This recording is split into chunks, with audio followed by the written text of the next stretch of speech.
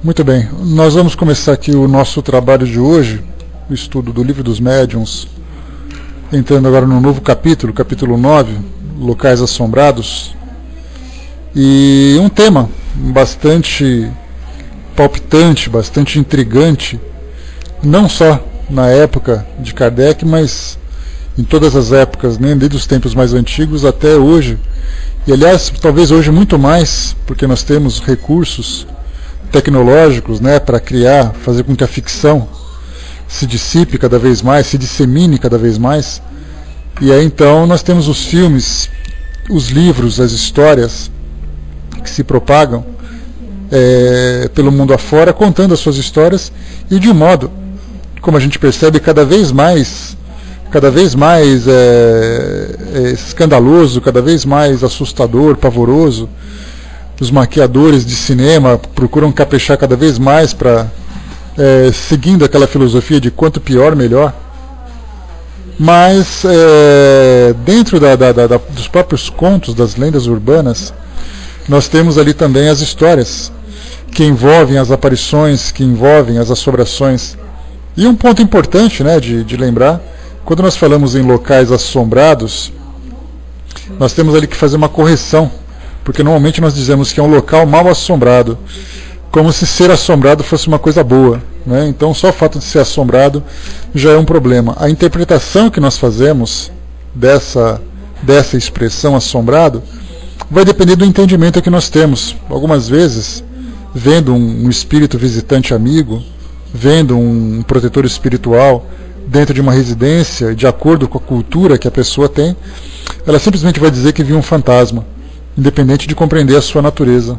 Mas aqui Kardec, em especial, ele trata exatamente dos espíritos, né, mais inferiores, mais imperfeitos, que procuram, no momento em que se encontram vinculados a um determinado ambiente, ou uma determinada pessoa, ou mesmo até mesmo de um objeto, procura trazer uma certa perturbação para aqueles encarnados que se encontram ali presentes.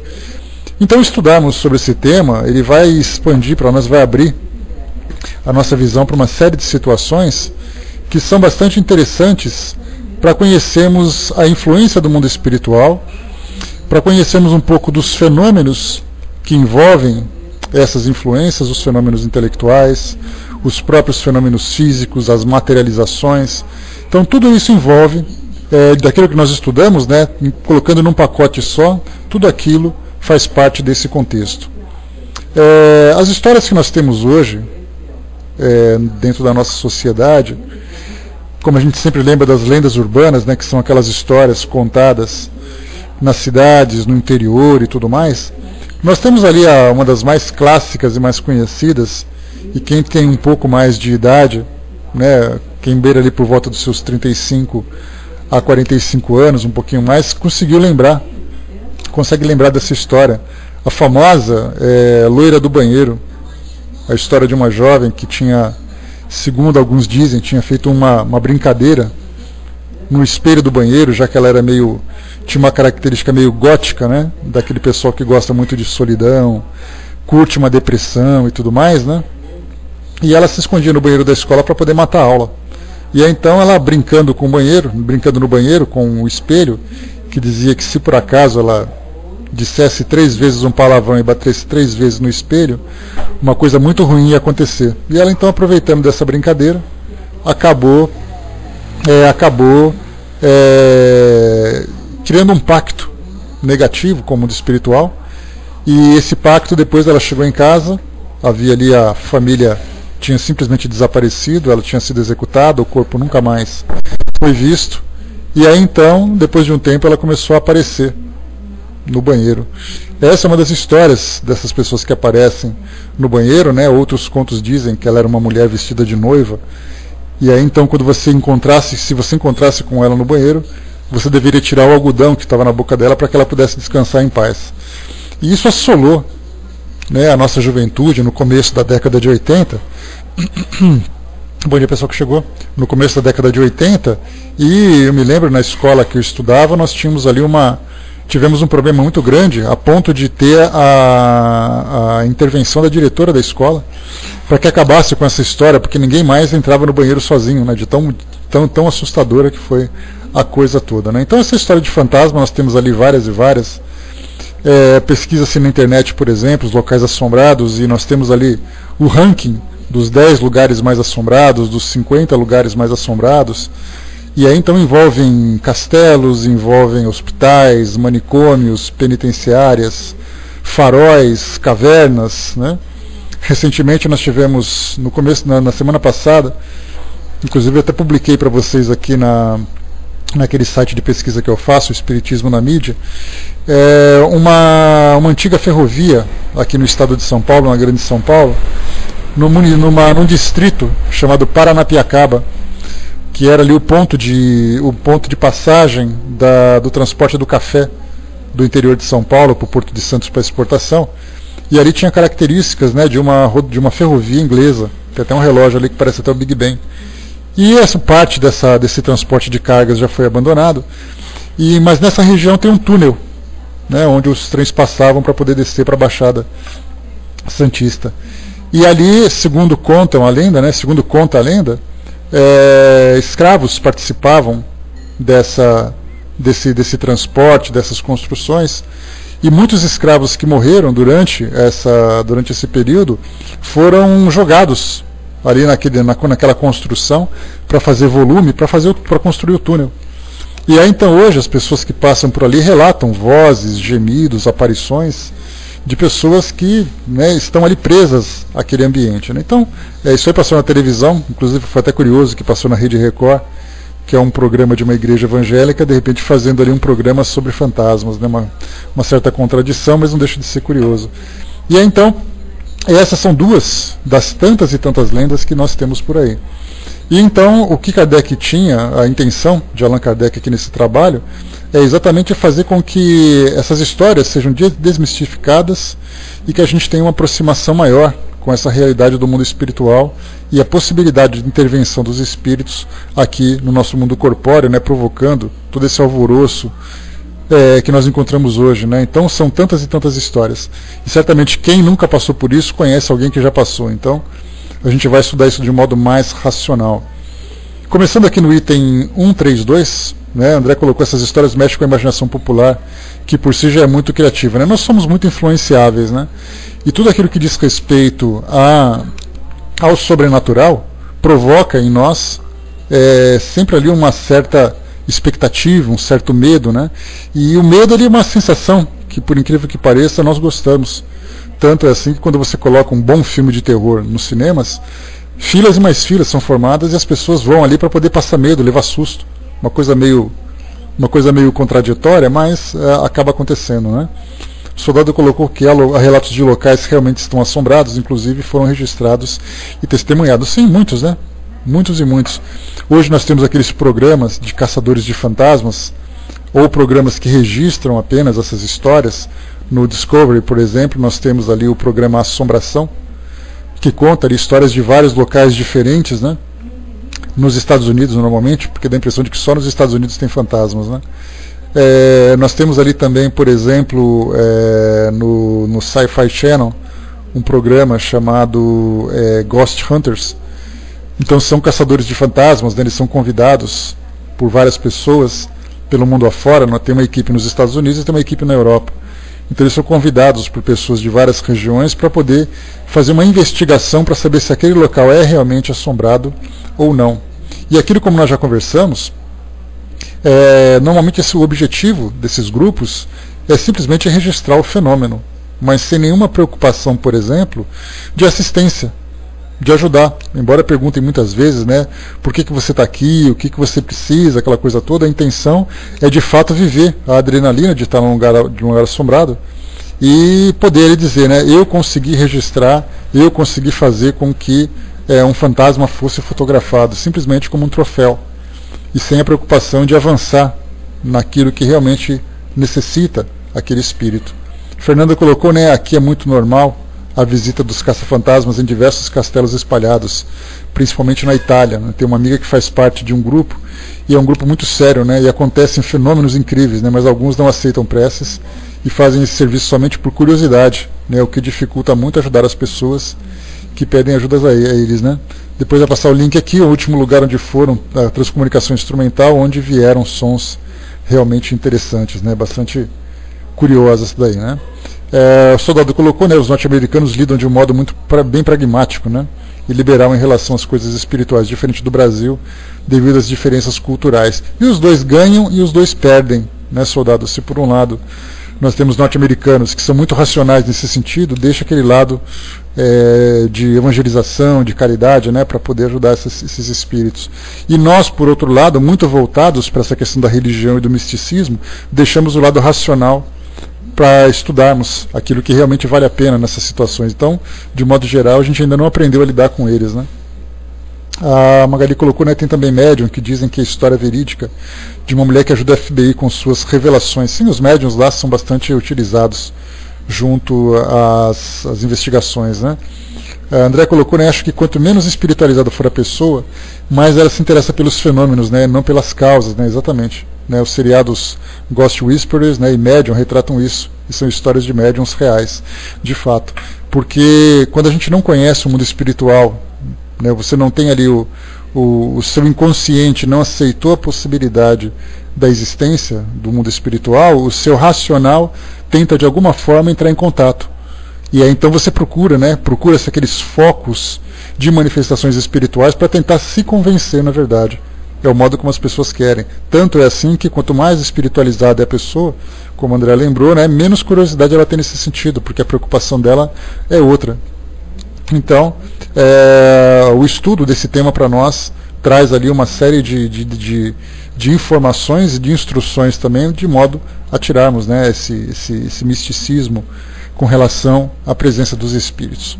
Bom, no item 132, nós temos aqui várias e várias perguntas que Kardec fez ao Espírito São Luís a respeito da manifestação dos espíritos. São 14 perguntas, mas antes de entrar propriamente dito aqui no nosso livro dos médiuns, eu queria recorrer a um texto que muitos de nós já conhecemos, pelo fato de termos estudado.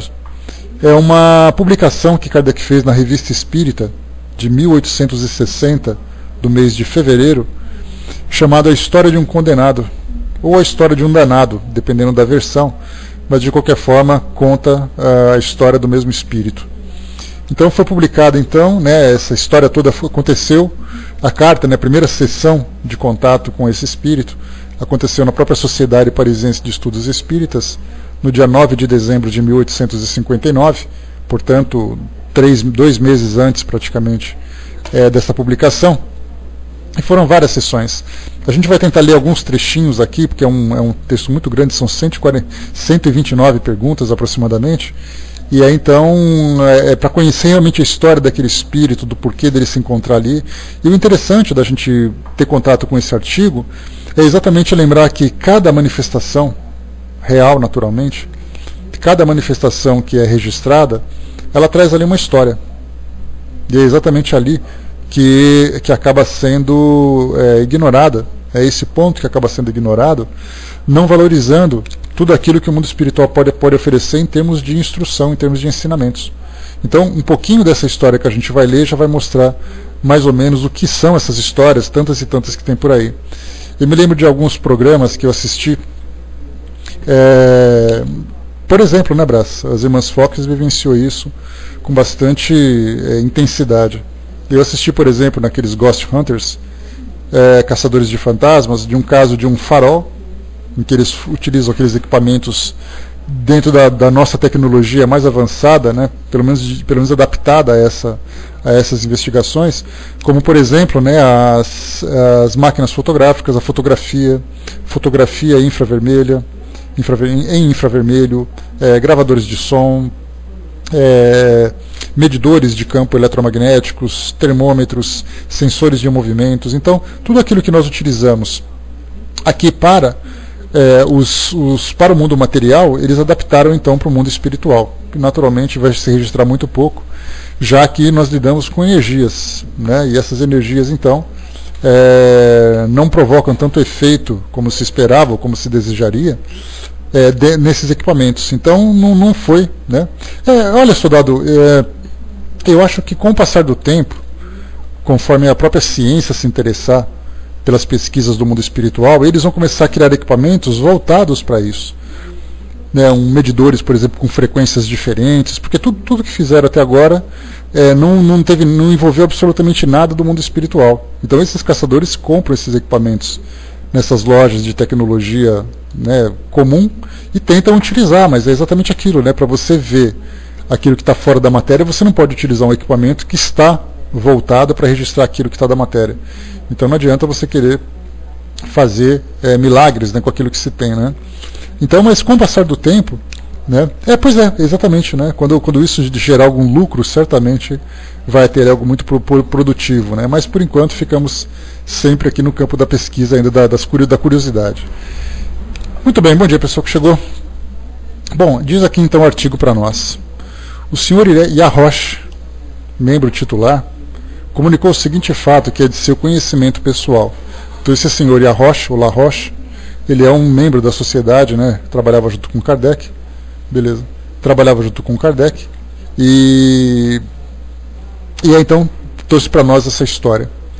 Numa pequena casa perto de Castelnau-d'Arry havia ruídos estranhos e diversas manifestações que faziam olhá-la como assombrada por algum mau gênio.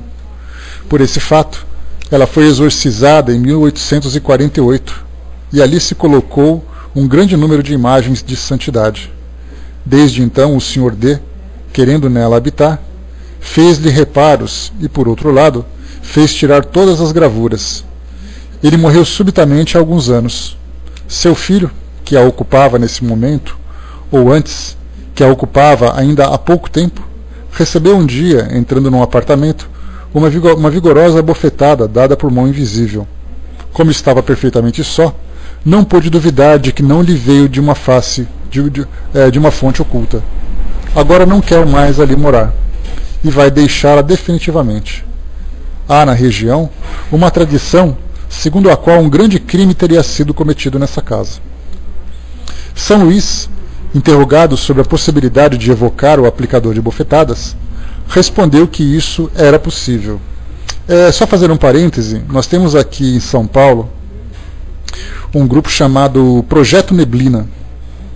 Eles são os caçadores de fantasmas brasileiros.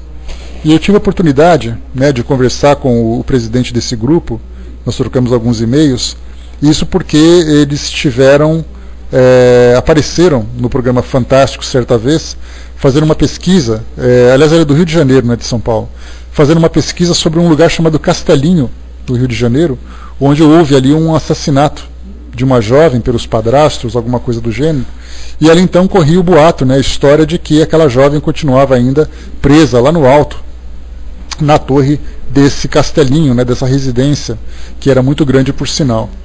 E aí então, conversando com ele, eu perguntei, né, falei, olha, como é que funciona o grupo de vocês? O que vocês fazem? Quais são os seus objetivos? Qual é o conhecimento que vocês têm a respeito do mundo espiritual? Né? Porque a gente lembra sempre que, comentei com ele, que normalmente esses grupos, esses estrangeiros, normalmente, eles estão preocupados, como eu disse para vocês, em registrar o fenômeno, mas muito pouco preocupados em trabalhar a questão moral dessa situação.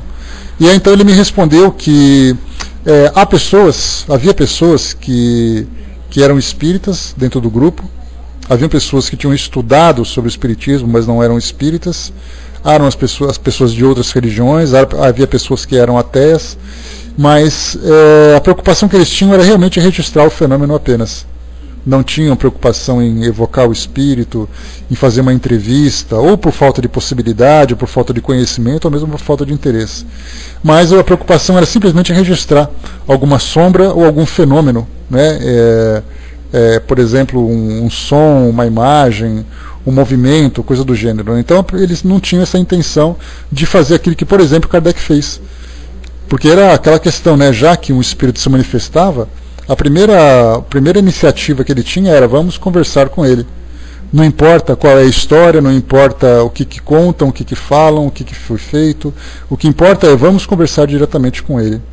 Né? E algo que hoje as pessoas têm muito medo se por um lado há a proibição das religiões, por outro há a descrença da ciência. Mas, independente disso, os fenômenos sobrenaturais que envolvem, né, as histórias sobrenaturais que envolvem as assombrações, ou os espíritos, né, que estão ali presentes naqueles ambientes, continuam ali sendo uma realidade para as pessoas.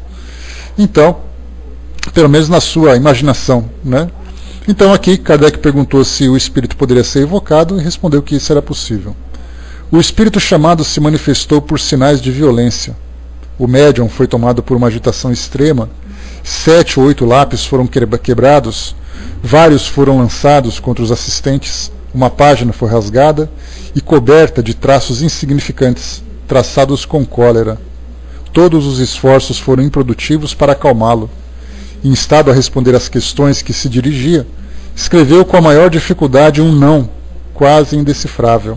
E aqui o que nós lembramos é que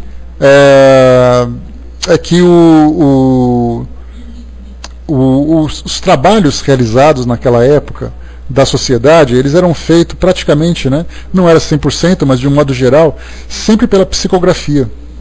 Talvez pela intenção que se tinha de registrar tudo aquilo que os espíritos comunicavam, de registrar toda a história de um modo material, né, já que não tinha gravador para aquela época.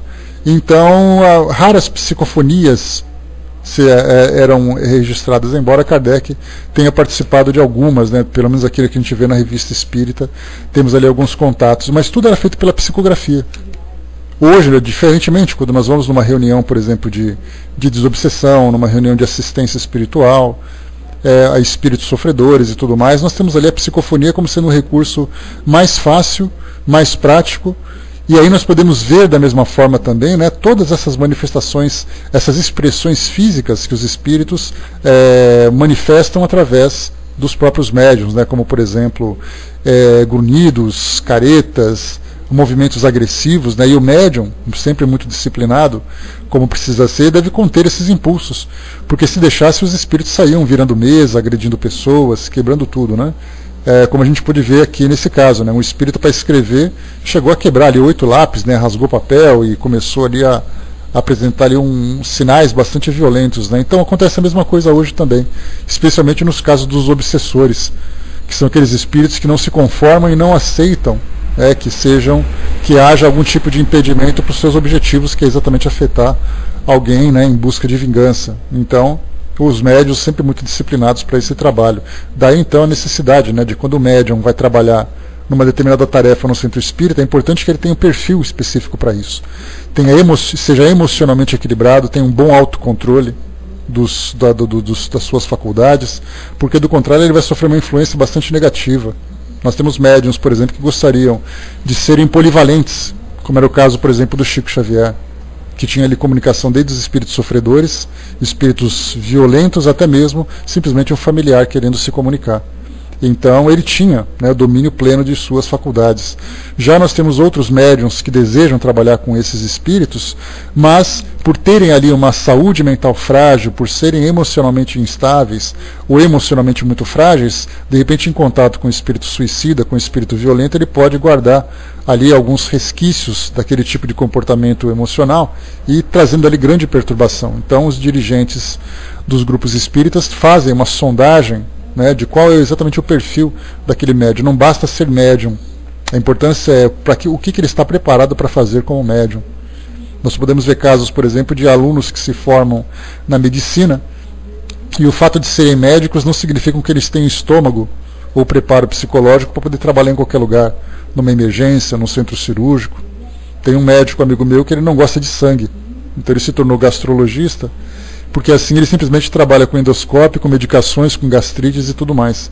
Já outros têm aquele perfil, aquela resistência para aguentar, suportar, por exemplo, uma emergência, onde chegam ali pessoas com os mais diversos graus de ferimentos, né?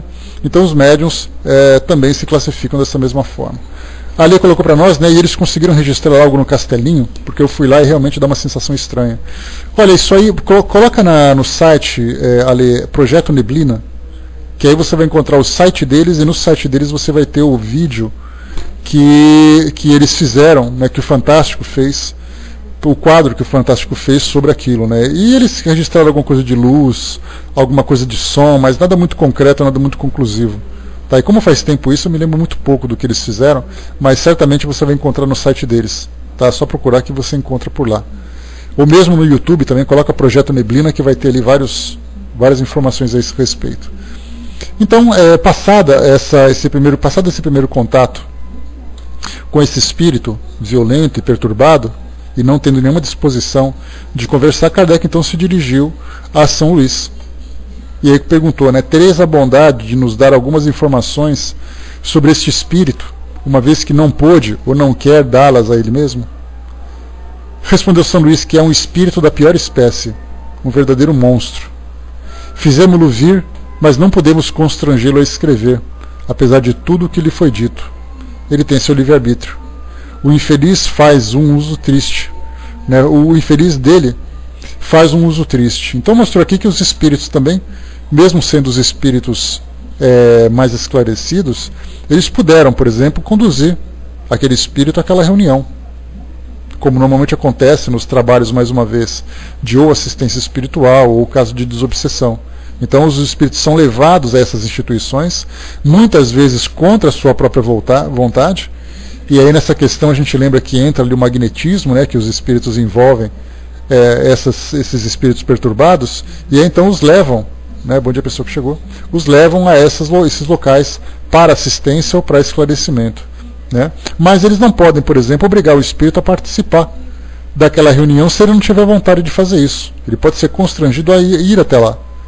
Ele pode ser constrangido a se manifestar através do contato com o médium, mas a partir dali ele faz aquilo que ele tem vontade, porque do contrário não tem sentido. O espírito, por exemplo, mais orientado, forçá-lo a dizer aquilo que ele não quer, forçá-lo a pensar naquilo que ele não deseja. Então, na verdade, tem um primeiro contato, e a gente lembra que nessas reuniões de desobsessão, diferentemente do que acontece na mídia, que a gente vê na televisão, que a gente vê nas histórias que são contadas, esse trabalho de desobsessão é um trabalho a longo prazo. Muitas vezes o espírito mantém um vínculo com o indivíduo de uma vida inteira. Desde a sua infância traz aquela perseguição, e de repente as pessoas acreditam que num único bate-papo com ele de desobsessão, ele já vai ser suficiente para o espírito simplesmente negar ou desistir daquele objetivo que era atingir o obsedado. Né? Mas ao contrário do que a gente imagina, e esse exemplo aqui desse texto ele traz bastante isso, foram 9 encontros com esse espírito, e com o passar do tempo ele foi modificando o seu modo de pensar, foi se expressando com menos agressividade e tudo mais, até que ele recebeu a assistência. Então é um trabalho a longo prazo. E Kardec lembra também de um caso de uma possessão, aqui na própria Revista Espírita, e nessa possessão ele lembrou que foi um trabalho de meses. Não foi um trabalho de uma reunião, 2 reuniões. Foram meses para poder fazer com que houvesse, né, a quebra desse vínculo entre o espírito sofredor, ou o espírito vingativo, e a pessoa que se encontrava obsediada. O Brás colocou, né, na Umbanda, né, quando um espírito está muito descontrolado, o caboclo amarra mesmo, não tem muito essa de livre-arbítrio. Né? Não, o livre-arbítrio que a gente coloca, Brás, é em termos intelectuais. Mas a própria presença, isso acontece também, esse envolvimento fluídico que faz com que os espíritos sejam conduzidos a alguns locais, isso acontece também nos grupos espíritas. Né? Tanto que, mais uma vez, como a gente falou, basta assistir a uma reunião de desobsessão, né, para a gente poder ver como as coisas acontecem. Quer dizer, não é simplesmente espontaneamente, ele vai de modo forçado, porque há necessidade desse tipo de contato, mas a partir dali ele falar aquilo que ele quer ou não adianta você querer torturar, porque você não pode forçá-lo a isso. Então, intelectualmente ele tem um livre-arbítrio, tá? Mas, entre aspas, fisicamente ou materialmente, ele é conduzido contra a sua própria vontade por força do magnetismo que os espíritos dominam tudo isso, né? Sim, Nando colocou, né, que existe a permissão divina e merecimento, claro. Tudo aquilo que é feito em termos de assistência é necessário, por exemplo, uma pessoa que tem uma vida desregrada, uma pessoa que tem um temperamento agressivo, tem um temperamento imoral, um comportamento imoral, passa por um processo de desobsessão e vai em busca dessa ajuda, simplesmente para poder se livrar, sem a preocupação de fazer uma transformação íntima, certamente ali os espíritos estão pouco preocupados em ajudá-lo, já que ele mesmo não se ajuda.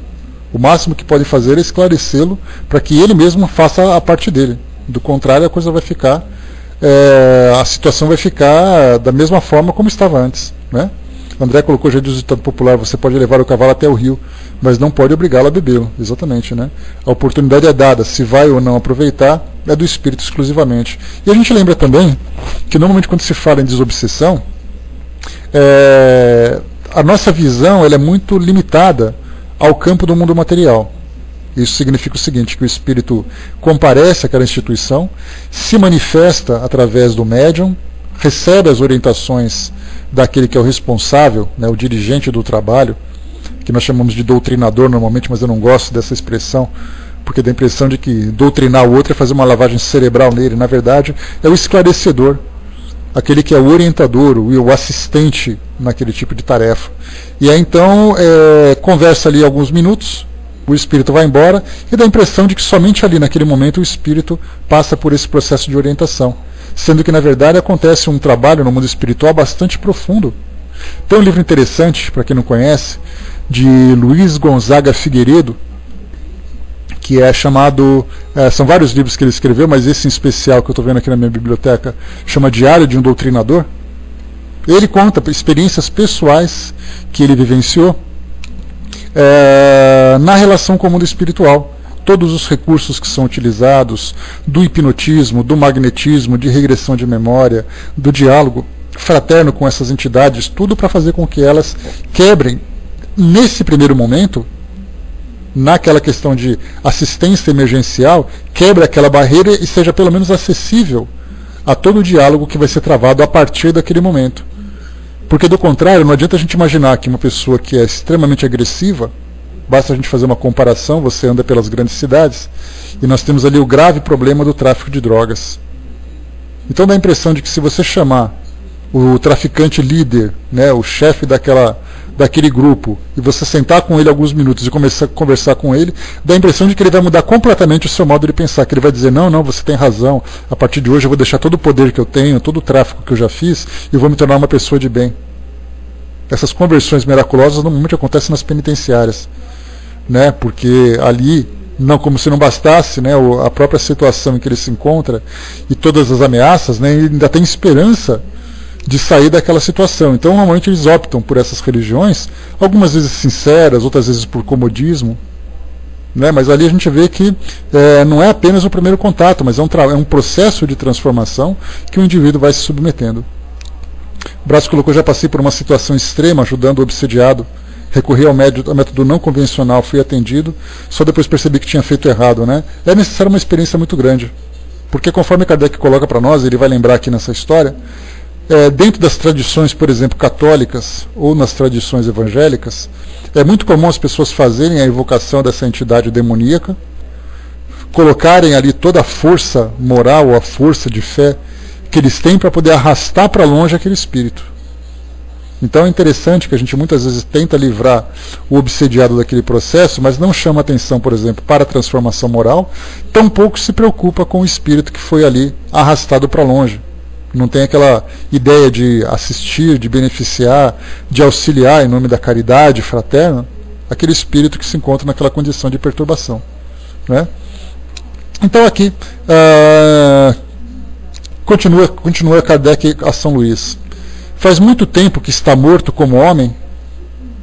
Pergunta Kardec a São Luís, e ele responde: tomai vossas informações. Foi ele quem cometeu o crime cuja lenda existe na região. Essa lenda era exatamente desse local ser assombrado, né? Então ele cometeu esse crime. Quem era quando vivo? Sabê-lo-eis por vós mesmos. Aqui já orientando a Kardec a começar a trabalhar o diálogo com esse espírito.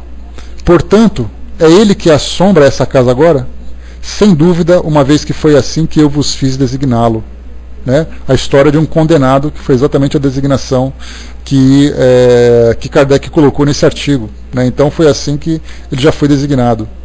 Os exorcismos que se praticaram, portanto, não puderam expulsá-lo dela? Resposta: de modo algum. E ele foi alguma coisa na morte súbita do Sr. D?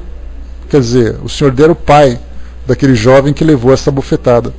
E aí, então, como ele teve uma morte súbita, a pergunta é se ele teve alguma responsabilidade nessa morte súbita. E disse que sim. E a resposta: de que maneira pôde contribuir para essa morte? A resposta: pelo medo.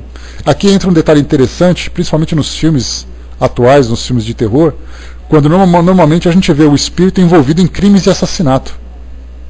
Basta ver, por exemplo, A Dama de Preto, que é um dos filmes mais recentes que foram lançados no cinema, em vídeo também já, eu acho, e com Daniel Radcliffe, aquele jovem que fez o Harry Potter. A história conta de uma mulher que desencarnou num determinado local, e então aí o trabalho dela, ou o objetivo dela, era fazer com que várias crianças também fossem levadas, morressem, em virtude da sua influência. E esse é um caso, como tantos outros, de pessoas que são lançadas de cima de janelas, lançadas em porradas de escadas, tudo isso com os espíritos responsáveis por esse assassinato, como se eles tivessem liberdade total e absoluta para poder decidir quem vive e quem morre. Ou seja, nossa programação reencarnatória, as leis divinas são absolutamente violadas, perdem completamente o seu valor diante da interpretação que nós fazemos desses fenômenos, principalmente através dos filmes. Alguém caminhando, de repente vem um espírito com uma faca e crava nas costas da pessoa, e aquele espírito com aquele sorriso sarcástico, preocupado.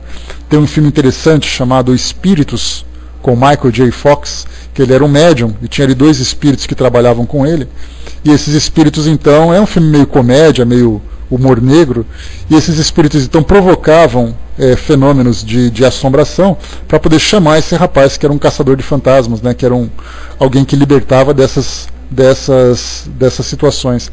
E ali então tinha um espírito, sim, André, também acho.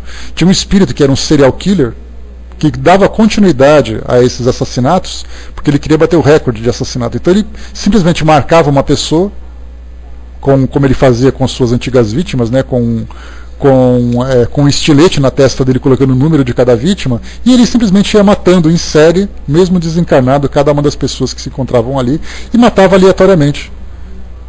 E aqui vem então que muitas vezes, pelo medo, o indivíduo pode ser influenciado, durante a noite principalmente, mas a gente vai estudar um pouquinho do porquê a noite é tão interessante para os espíritos. Embora São Luís, aqui na resposta do Livro dos Médiuns, ele coloque para nós que isso é apenas uma questão de mito, que não tem importância nenhuma, mas a gente sabe que a noite para nós, dentro da nossa cultura, dentro da nossa imaginação, é um período muito fértil, onde qualquer barulho, qualquer situação dentro daquele silêncio, dentro daquela escuridão, tudo pode se intensificar. E aqui então o espírito, presente na vida desse senhor D, provocando ali aqueles sustos e tudo mais, tendo uma fragilidade ali no seu coração, acabou desencarnando de um modo súbito. Continua aqui para nós, André colocou, mas é muito interessante esse filme, até pelo conflito que o personagem vive, Pois é, também é muito legal. São muitos filmes que trazem para nós, mas a partir do momento que a gente tem instrução, nós assistimos aos filmes de um modo diferente. Questão número 9, poderia dá-la aqui, deixa eu ver aqui, item 8, foi ele que deu uma bofetada ao senhor D, filho, Vai com Deus, Rogério, um grande abraço para você, querido. Um beijo de todo mundo, nas meninas aí também. Então ele poderia também, no caso, a gente lembra sempre que o filho dele levou um tapa no rosto, uma bofetada estando sozinho no apartamento, e ali então provocou aquele medo, um espírito fez aquilo. Então, foi ele que deu a bofetada no senhor D, filho? Sim. Poderia dá-la aqui em qualquer um de nós? Mas sem dúvida, e o desejo para isso não lhe faltaria. Por que não o faz? Porque não é permitido. Essa resposta, de número 10, ela traz para nós uma questão muito grave, mostrando que, embora tenhamos intenções, nem sempre temos permissões. E aqui a gente lembra sempre que a presença dos amigos espirituais, o campo magnético que nós criamos em torno de nós, não permitindo a presença dos espíritos, ou não permitindo a influência deles sobre nós, pela falta de afinidade vibratória entre nós e os espíritos inferiores, é exatamente o que faz com que haja a força imperativa dessas leis divinas, fazendo com que os espíritos não influenciem tão diretamente aqui no nosso mundo físico. Podem nos interferir moralmente, ou seja, através dos nossos pensamentos, com sugestões e tudo mais. Aceitá-las, ouvi-las ou praticá-las é uma questão de opção de cada um. Mas como normalmente, infelizmente, a gente vê que é nesse ponto que os espíritos fazem ali a sua festa, a gente vê que, embora hoje, como a gente sempre comenta, uma estatística informa que mais de 90% do planeta é composta, vai com Deus, Francis, abraço, meu amigo, 90% do planeta é composta é composto de pessoas religiosas, o modo como vivenciam essas religiões, tendo ali apenas preocupação em cumprir os rituais, em cumprir a agenda, sem a necessária transformação moral dentro dos princípios morais de cada religião, faz com que as pessoas se tornem vulneráveis, influenciáveis a essas presenças, pelo fato de não terem convicções. Então eu vou para a igreja, eu decoro todas as preces, leio todos os livros, mas no meu dia a dia a prática não mostra a transformação necessária. Daí então que mostra que, apesar de todas essas pessoas estarem ali praticando alguma religião, poucas são aquelas que realmente conseguem se defender, ainda que de um modo imperceptível, dessas influências. E quanto mais evangelizadas são essas pessoas, maior é o assédio que elas recebem. Isso porque uma pessoa moralizada que cai numa fraqueza, uma pessoa moralizada que se deixa levar por uma sugestão inferior, faz exatamente com que elas sejam a representação negativa daquela crença. Chico Xavier, por exemplo, na sua história, contava que ele era constantemente assediado. E nesse caso, tchau, vai com Deus, Daniele, todos os dias, de segunda a sexta, às 9 horas da manhã, a gente está por aqui, tá? Até às 10h30, e de sexta-feira até às 10 horas. Tá legal? Seja bem-vinda. Bom dia, pessoa que chegou. E aí então mostra que Chico Xavier ele era constantemente assediado por espíritos que não eram necessariamente obsessores, no sentido de buscar vingança contra ele numa questão pessoal, mas muitas vezes tentavam influenciá-lo negativamente por aquilo que Chico Xavier impedia que eles fizessem contra outras pessoas. E aí então ele, sendo a representação máxima do espiritismo no Brasil, durante essa década de 90, a primeira década desse novo século e tudo mais, nesses últimos 20 anos, ele teve ali uma presença muito grande, muito intensa na divulgação do espiritismo. E ele foi, por exemplo, envolvido em diversas críticas, né? Bom dia, Eugênia. Diversas críticas com relação à utilização de dinheiro, com relação à autopromoção, e isso para que pudesse denegrir a imagem do espiritismo. Mas, né, pela guarda que ele tinha, não apenas dos espíritos amigos, mas também pela sua própria força moral, ele conseguiu se sair muito bem. E aí nós temos ali representações de sacerdotes, de freiras, que também trazem os seus relatos de presenças constantes de demônios tentando desviá-las do caminho de Jesus, né, dentro das suas crenças. Naquele livro que eu comentei com vocês, né, A Mediunidade nos Santos, que é um livro que fala sobre os médiuns da Igreja Católica, que normalmente eram canonizados ou beatificados e tudo mais, mostra ali algumas daquelas que viraram santas, que diziam que quando estavam encarnadas eram constantes a presença dos espíritos demoníacos tentando fazer com que elas fracassassem nesse propósito de transformação, né? Então é bem interessante. Continua para nós aqui. Haveria um meio de fazê-lo mudar dessa casa? E qual seria? Se quiser desembaraçar-se de obsessões de semelhantes espíritos, isso é fácil, orando por eles. É que se negligencia sempre fazê-lo. Preferem amedrontá-los com fórmulas de exorcismo que os divertem muito, né? Então, nos filmes que a gente vê, e é normalmente bem interessante, né, a forma como os heróis são mostrados, né, tanto na televisão, nesses programas evangélicos que a gente vê. Agora já não é mais permitido que isso aconteça, pelo menos da forma como acontecia antes, mas era muito comum nas reuniões evangélicas, né, uma plateia de 2.000, 3.000 pessoas assistindo, um pastor heróico chega lá na frente e domina um espírito obsessor ou um demônio, como eles chamam, e sai como herói. Mas a gente nunca vê os espíritos os doutrinadores, ou pelo menos os grandes heróis do exorcismo, fracassando diante dessas dificuldades, diante desses embates. Porque eles querem desafiar o espírito. Normalmente os espíritos conhecem a história de cada um, então desmascaram-os, né, de um modo bastante direto e bastante constrangedor também. Na igreja a mesma coisa, nós vemos os casos de obsessão que deram certo, mas não há os casos de obsessão que fracassaram.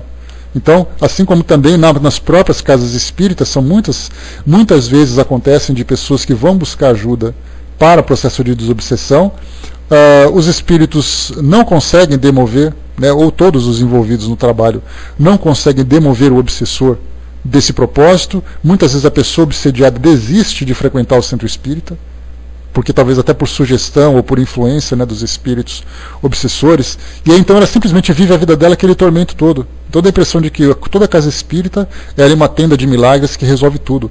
Só que nós estamos lidando com pessoas, estamos lidando com ideias, com sentimentos, tudo isso envolvendo, dentro desse encontro entre as duas dimensões. André colocou, é comum acontecer em sessões mediúnicas, espíritos mal intencionados tentando denegrir os médiuns, né? É a melhor forma que a gente faz. A melhor defesa é o ataque, né? Então a gente tenta encontrar os pontos fracos, né? Bom dia, Caputi. Tenta encontrar os pontos fracos, né? Porque assim você desmoraliza aquele indivíduo, tirando dele toda a força moral que ele poderia ter para poder fazer aquele tipo de trabalho, né? Então daí a responsabilidade para quem trabalha em reuniões mediúnicas. Então, nesses exorcismos que nós temos aqui, são fórmulas, são símbolos, que de certa forma, essa é uma questão interessante da gente analisar, que de certa forma tem ali uma influência sobre os espíritos, a partir do momento em que eles acreditam que aquilo é real. Às vezes os espíritos dão uma resposta muito objetiva, perguntando, por exemplo, assim, né, as orações, ou as frases, os cânticos, os símbolos, as vestimentas, têm alguma influência sobre os espíritos? A resposta dos espíritos normalmente é: não, não tem nenhuma. Só que na verdade a gente lembra sempre que se você classificar um espírito como sendo alguém que acredita naqueles símbolos, a crença dele continua sendo válida. Se é um espírito, por exemplo, um espírito bastante agressivo, um espírito inferior, que deseja perturbar determinado ambiente, e você coloca um crucifixo naquele ambiente, de imediato ele se encontra intimidado pela representação daquele símbolo, porque para ele tem importância. Não porque a cruz, o metal ou a madeira que se encontra ali tem algum poder mágico, mas é a representação moral daquele símbolo que tem influência sobre ele, como tem sobre nós também. Basta ver assim, vamos a um cemitério. Todo mundo fala de cemitério, Deus me livre. Que diferença faz? Tudo que tem ali é matéria. É matéria em decomposição, é matéria inorgânica, é madeira, é concreto, é grama, é terra. Que diferença faz? Mas a gente traz esse medo, né? Traz esse medo para nós. Então, se por um lado eles mesmos ridicularizam essas nossas crenças, por outros eles acreditam também que isso é possível. Se o espírito tem medo de um demônio, ele vai vivenciar como um espírito medroso. Se é um espírito que tem ali, embora tenha se voltado para o mal, né, para a destruição, para o prejuízo de outras pessoas, mas ele tem ali a sua crença pessoal, ele também passa por isso. Ele também sofre a influência moral daquela ideia. Por isso, então, não é tão simples assim dizer que não, eles não aceitam, eles se divertem. Tem espírito que morre de medo, tem espírito que tem medo de espírito, nós sabemos disso. Porque, embora ele se veja como desencarnado, a ideia de fantasmas também é assim. Basta você pensar, por exemplo, olha, você acabou de desencarnar, nós aqui acabamos de desencarnar. Deu um curto aqui no nosso teclado, todo mundo desencarnou e coisa e tal, e de repente a gente vai para o mundo espiritual. E chegando lá a gente fala assim, pessoal, vamos dar uma volta no cemitério à meia-noite? Vai ter um monte de gente correndo de medo, mesmo estando desencarnado, porque sabe que aquele lugar representa o medo, representa a insegurança, representa o terror. Então todos nós trazemos essas ideias pré-concebidas e elas nos seguem no mundo espiritual. E elas só vão se dissipando, perdendo a sua potência, o seu valor, conforme nós vamos nos esclarecendo. Porque do contrário, ela vai continuar tão presente como era antes. André colocou, Raul Teixeira comenta que tem espíritos que se torcem de rir quando se deparam com alguém com um ramo de arruda atrás da orelha, né? Sim. Né? Sem dúvida. Agora tem espírito que respeita. Porque para ele aquilo é importante. Então é tudo uma questão o quê? Uma questão pessoal. Né? Ivone do Amaral Pereira, né? Dona Ivone, adorava ir ler nos cemitérios, né? Dizia que eram os lugares mais serenos do planeta. E é mesmo. Né? Pelo respeito que se encontra naquele local, né? Pela própria paisagem, muitas vezes. Né? Então tem pessoas ali que ficam bem tranquilas. O soldado colocou, em cemitérios estão os corpos físicos, né? Muitos espíritos estão ligados a eles. Mas espíritos por espírito, conforme os espíritos, os orientadores nos passam, né? Eles sempre dizem que espírito tem em todo lugar. Agora, por exemplo, quando a gente desenvolve esse estudo, deve estar cheio de espírito à nossa volta. A diferença é a categoria em que eles se encontram, o tipo de afinidade que nós estabelecemos com ele, o propósito das nossas reuniões e tudo mais. Mas ontem, por exemplo, nós tivemos um clássico aqui em São Paulo, Corinthians e Palmeiras. Uma das maiores rivalidades do futebol brasileiro. Imagina a quantidade de espíritos que tem ali. fazendo com que a coisa pegue fogo, destruição, violência, agressão, como aconteceu. Tudo isso, né? Pois é. Né, mas assim, o que vale para nós, na verdade, né, soldado, é que tem lugares que são especiais. Por isso que, mais uma vez, a resposta dos espíritos, quando eles chegam para nós, que os espíritos não se ligam a lugares especiais, muitas vezes eu discordo um pouco, porque depende do tipo de espírito que a gente fala. Normalmente um espírito esclarecido, pouco importa o local.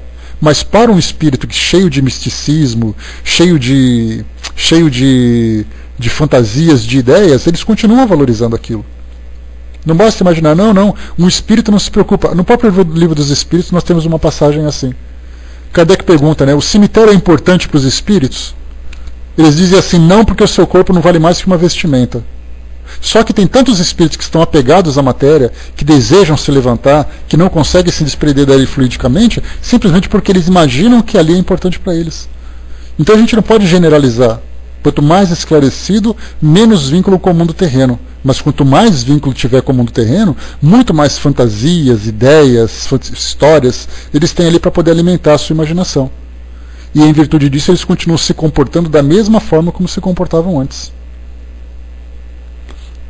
Né? Todas as respostas do livro dos Espíritos dependem muito do grau evolutivo do espírito envolvido. E normalmente, né, André, as respostas sempre dizem respeito aos espíritos mais esclarecidos. Né? Pouco se fala, por exemplo, dos espíritos mais apegados. Eles falam assim, que é esse o objetivo. O nosso objetivo é nos tornarmos espíritos mais desprendidos, mais esclarecidos e, consequentemente, nos comportarmos daquela forma. Mas existe ali uma grande maioria de espíritos, nessa fase ainda de conexão com o mundo material, que se comportam exatamente como estavam como encarnados. E não deixam de ser espíritos por isso. Continuando para nós aqui. Dando-se às pessoas interessadas a ideia de orar por esse espírito, nós mesmos orando por ele, far-se-ia desalojá-lo? A resposta sim, mas notai que eu disse orar, e não de fazer orar. Ou seja, é interessante que muitas pessoas, quando se deparam com essa questão das assombrações, elas chamam um exorcista, chamam um médium. Basta a gente ver o filme Poltergeist, né, onde a loirinha Caroline era ali uma médium muito potente, e aí então aconteceu de todo aquele fenômeno assustador na casa dela, e aí então a primeira coisa que os pais fizeram foi chamar uma médium para poder ali libertar a casa daquelas assombrações. E o que chama a atenção aqui em São Luís é exatamente isso. São as pessoas da casa que precisam mudar a vibração. Não é chamar alguém de fora para fazer o trabalho e as coisas continuam como estavam. Porque é muito fácil a gente dizer assim, olha, vem aqui, limpa a minha casa, que eu quero continuar como eu estava. Só que os espíritos se aproximam das pessoas, se aproximam dos lares, não vamos falar residência, porque residência nada mais é do que o concreto e a madeira que se encontra ali na casa, mas os lares são formados exatamente por pessoas que têm sentimentos, que têm ideias, e são esses valores morais que atraem os espíritos. Então não adianta chamar alguém de fora para dizer, olha, vem cá fazer uma reza na minha casa. Chama o padre, manda, vem cá fazer um exorcismo na minha casa. Se os espíritos estão ali é porque os moradores deram abertura para isso. E se por acaso esses rituais que foram praticados tiverem o efeito de expulsarem esses espíritos daquela casa, certamente virão outros. Porque a casa mental continua ainda com as portas abertas. Os valores não se transformaram. Por isso ele colocou, notai que eu disse orar, e não de fazer orar. E não de comprar alguém, de chamar alguém para fazer a sua oração. A mesma coisa acontece nos sepultamentos. No momento em que alguém acaba desencarnando, tem ali o velório, o sepultamento, a primeira coisa que fazem é chamar aquele padre para rezar para mim. Por que a própria pessoa não reza pelo familiar, pelo ente querido? Por que a gente acha que não tem força suficiente para fazer uma prece envolvida com amor, com sentimento? Aliás, é muito mais potente. Porque nós, quando oramos por alguém, nós oramos com sinceridade. Enquanto que aquele ora pela fé que ele tem. Então essa questão da oração, de direcionar a oração, é uma questão, uma dificuldade muito grande que nós temos ainda de compreender o seu valor, a sua importância, o seu efeito. Daí então nós sempre colocamos as pessoas que se vestem de alguma forma ou têm livros de alguma natureza que facilitam então essas comunicações, que facilitam essas tarefas. Item 13. Esse espírito é suscetível de melhorar-se? Por que essa pergunta? Porque normalmente quando nós falamos em casas assombradas, a questão que é sempre levantada é aquele local ele vai ser assombrado para sempre? Aquele espírito, mesmo sendo expulso daquele local, ele vai conseguir se modificar? Ele vai conseguir se tornar uma pessoa melhor? Porque, na verdade, a assombração se tornou um rótulo. Ele não é uma condição temporária. Na verdade, é uma condição definitiva para a maioria das pessoas.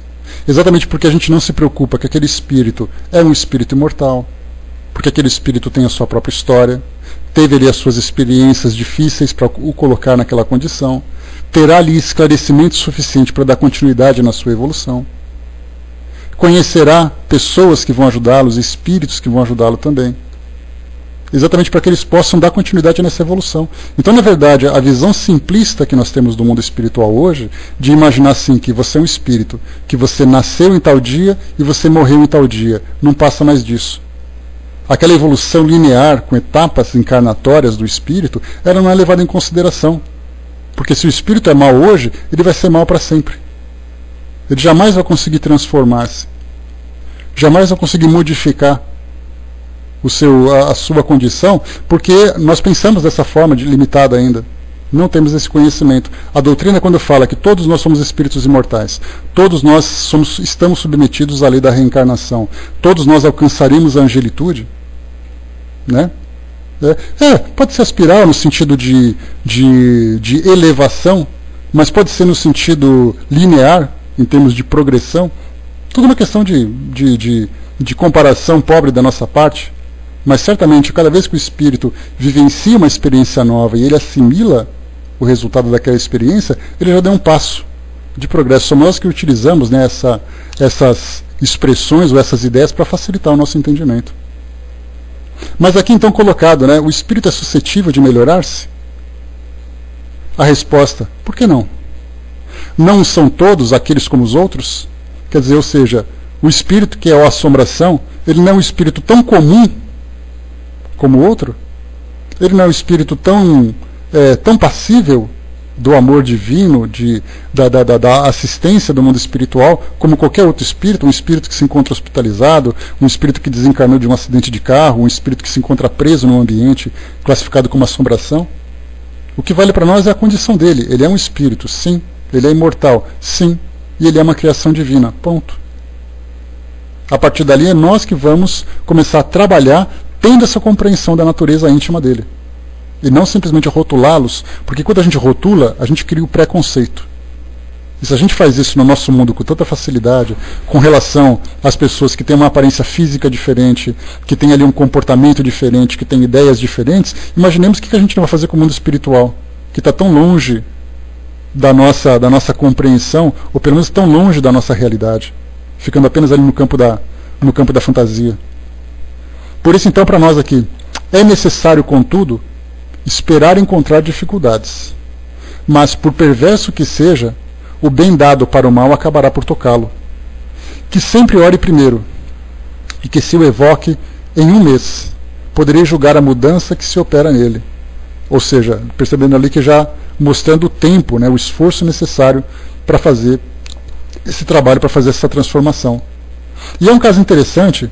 Quando a gente vê, por exemplo, por perverso que seja, me lembrou aqui o livro Libertação, de André Luiz, onde nós temos ali um espírito, né, que é considerado ali um grande líder de um grupo de espíritos trevosos, né, chamado Gregório, que ali então mostra exatamente ali o trabalho realizado de transformação, de sensibilização, que no final da obra ele acaba se rendendo ao amor materno, né, que era exatamente ali a interessada em transformá-lo. Então mostra que por mais perverso que você se mostre, sempre há oportunidade de redenção dentro dessa visão mais espiritualista.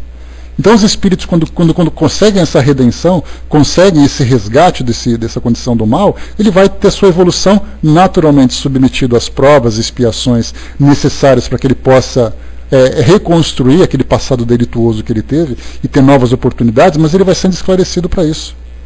Alguns fraquejam, outros aceitam com mais facilidade, outros demoram um tempo muito maior. Tem espíritos, por exemplo, que a gente pode imaginar, aqui no caso é uma especulação que eu faço, que a gente pode imaginar, por exemplo, que um espírito, quando ele desencarna, ele fica naquele período, né, normalmente os espíritos orientam, que é uma média de 1 mês, 2 meses, aquele estado de perturbação, né, de orientação para a gente poder se equilibrar de novo no mundo espiritual, nós temos alguns espíritos que se encontram no estado de perturbação milenar.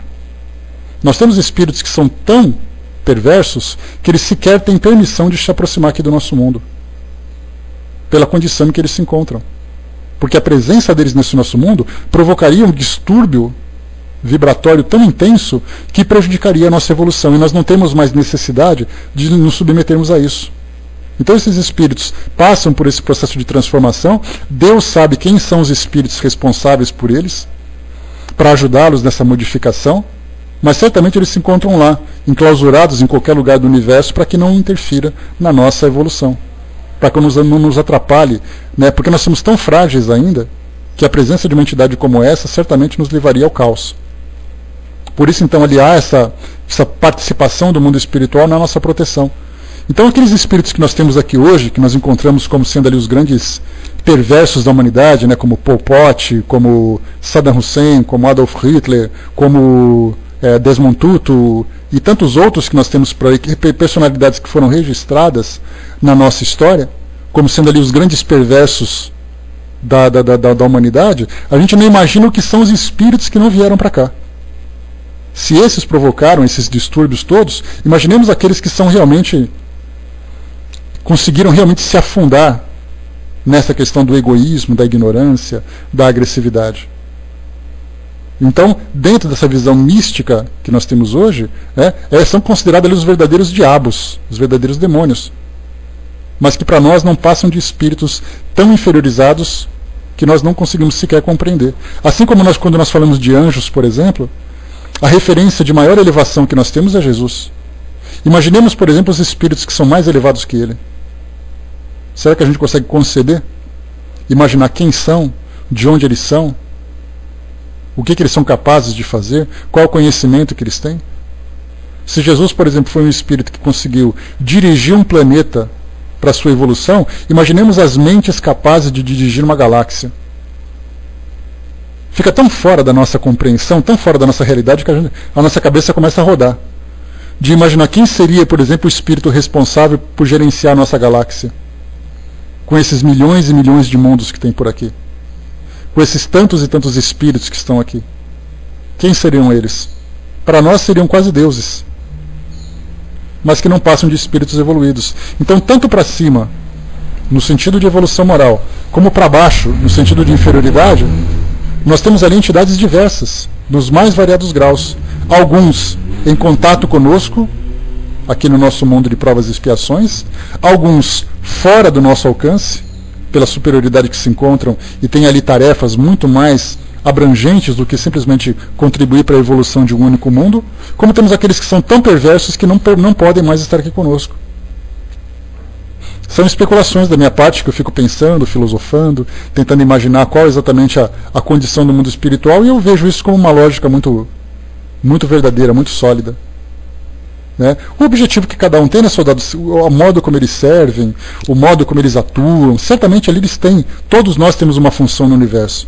Difícil para nós é compreender, tanto que a gente diz assim, né? Por que um indivíduo como esse não morre logo? É a nossa facilidade de se livrar dos problemas e fazer com que as coisas sejam resolvidas de um modo muito simples, né? Só que, na verdade, a nossa imaginação ela é tão limitada ainda, a nossa compreensão é tão pequena, que dificilmente a gente vai conseguir desvendar um pouquinho mais desse mundo espiritual sem estar presente nele, sem fazer parte dele de um modo consciente, de um modo mais atuante. Por enquanto a gente continua aqui no nosso mundinho de faz de conta, né? Acreditando que nós somos o centro do universo e que não existe mais nada entre nós. Né? E como foi dito ali em Shakespeare, né? Há muito mais mistérios entre o céu e a terra do que supõe a nossa vã filosofia. E esses mistérios envolvem tudo isso. O dinamismo envolve os indivíduos, as experiências, as histórias. E aí a nossa cabeça vai, como eu disse para vocês, entrando em parafuso, né, quando a gente tenta explorar um pouquinho mais esse mundo desconhecido para nós. Então, para a gente poder fechar, que se ore primeiro e que se o evoque em um mês. Podereis julgar a mudança que se operará nele, ou seja, tentando fazer com que esse contato desse amor fraterno, né, transmitido através da oração àquele indivíduo, esperar que isso faça algum efeito nele. Né, sensibilize-o, envolva-o nessas orações para que ele possa quebrar um pouco dessa resistência. Então, quer dizer, durante um mês, fazendo preces constantes a esse espírito, ele vai conseguir então se transformar, segundo a previsão de São Luís, e que de fato aconteceu. Meus amigos, a gente para por aqui. Como eu falei para vocês, nós entramos aqui no nosso Livro dos Médiuns, estudando um pouquinho sobre os locais assombrados, mas nós não entramos ainda no Livro dos Médiuns propriamente dito. Nós estamos estudando aqui um caso, publicado por Kardec na Revista Espírita, de 1860, no mês de fevereiro, chamado A História de um Condenado, que mostra exatamente um local assombrado e também quem é a tal assombração. E aí, conversando sobre cada detalhe, a gente vai percebendo quanta coisa tem para se estudar ainda. Muito bem, a gente para por aqui então. Filhinha, quem vai fazer o encerramento para nós? Enquanto isso, nós lembramos, meus amigos, vocês que chegaram um pouquinho no final, a nossa amiga Cindizinha teve um problema sério de saúde ontem. Ela teve um infarto, né, e se encontra hoje hospitalizada, em estado de coma, entubada inclusive, lá no Hospital de Sobral, requerendo ali as nossas preces mais fervorosas e amorosas para que tudo aquilo que seja benéfico para ela, né, alcance não só ela, como a família dela também. Né, então eu conversei com a irmã dela agora de manhã, a Vaninha também conversou, e nós tivemos assim, a notícia da gravidade do quadro, né, que é realmente muito, requer muita atenção dos médicos e também muita força da nossa parte, né, para poder ajudá-la da melhor forma que nós pudermos. Bom, vamos lá. Eu vou passar então para o nosso amigo Décio, que vai fazer aqui para nós o encerramento, e a gente volta em seguida para dar os recadinhos para vocês. Né? Pois é, né? Ela é uma casquinha, né? Muito frágil, muito pequenininha, uma saúde que requer bastante atenção da nossa parte, e agora